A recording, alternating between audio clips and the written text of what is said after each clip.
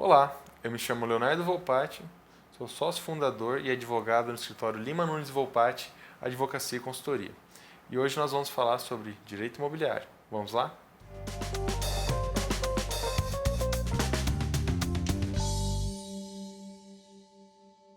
Pois bem, pessoal, eu gostaria de falar com vocês hoje de tratar de um tema de suma importância no Brasil, que é a regularização fundiária de loteamentos clandestinos e irregulares. Loteamento clandestino são aquele loteamento que uma pessoa tem uma área rural perto da cidade ou uma área de expansão urbana e ela começa a vender lotes daquela área sem adaptar aquela área ou preparar aquela área para ser inserida na malha e na infraestrutura urbana. Ou seja, aquela área começa a ser vendida em lotes sem ter uma infraestrutura básica, sem ter asfalto, sem ter rede de esgoto, ou pelo menos fossa séptica, né, que é o sistema isolado de recolhimento de resíduos, sem ter energia elétrica, sem ter uma infraestrutura e condições de habitabilidade se tornando na finalidade urbana em si. E teve uma decisão recente do Superior Tribunal de Justiça, do STJ, que é uma decisão vinculante, que é um norte para todo o país, para todos os tribunais de primeira instância, principalmente, mas também de segunda instância, que configurou que o Estado, o município especificamente, ele tem o poder dever de regularizar essas áreas. O que isso significa na prática?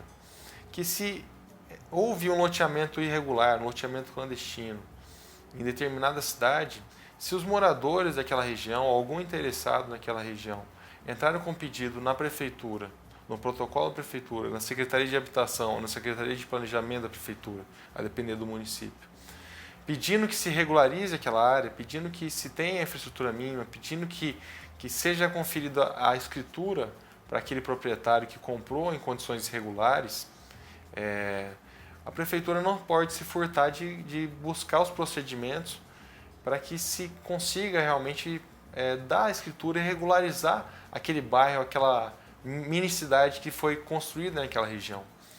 E é muito comum no Brasil, para você ter uma ideia, mais de 50% das áreas urbanas, em média, né, mas somando no todo no Brasil, são áreas irregulares. O que são áreas irregulares? São lotes que às vezes não têm escritura.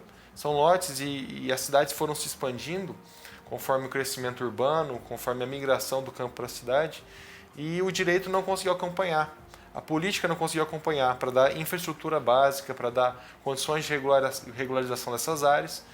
Então, existem muitas áreas irregulares no Brasil até hoje. Áreas muitas vezes objetos de grilagem, objetos de crime, mas também há áreas que foi decorrente de uma expansão urbana e de uma incapacidade do poder público de fiscalizar e de dar condições mínimas de habitabilidade naquelas regiões.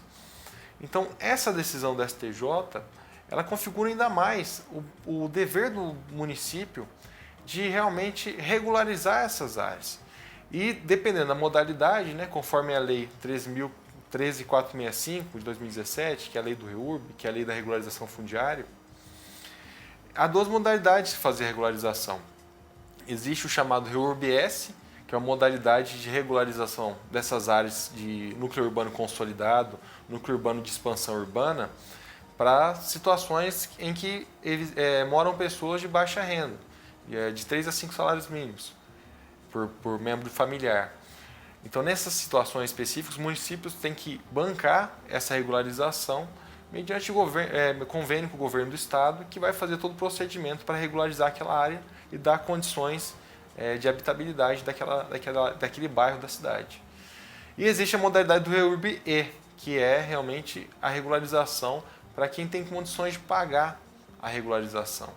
Então, nessa decisão do STJ, mesmo que os moradores tenham condições de pagar a regularização, entrando com requerimento para pagar, o município não pode se furtar de prestar também uma colaboração para que haja a regularização daquelas áreas e, ao fim e ao cabo de todos os procedimentos de engenharia que se faça naquela determinado bairro, de adaptação de calçada, via, esgoto, energia elétrica e tudo mais, seja concedida a escritura para aquela pessoa que mora ali há muitos anos, que tem a posse, que já tem uma construção, que já tem uma história com aquele imóvel. Então é isso, é uma decisão vinculante, é uma decisão importante que configura ainda mais o dever do município em arcar com a regularização nos casos de pessoas com baixa renda. Ele não pode se furtar de fazer a regularização, não é um ato discricionário do prefeito. Dada a entrada no requerimento, a prefeitura vai ter que oferecer falar quais documentos que são necessários para fazer a regularização, chamado pedido de diretrizes, e a partir daí, se for fornecido esses documentos, a prefeitura tem que fazer a regularização com os fundos e os recursos próprios dela e do governo do estado. No REORB a entrada do requerimento na prefeitura tem que ser arcada pelos moradores, para quem é proprietário daqueles lotes que foram parcelados irregularmente.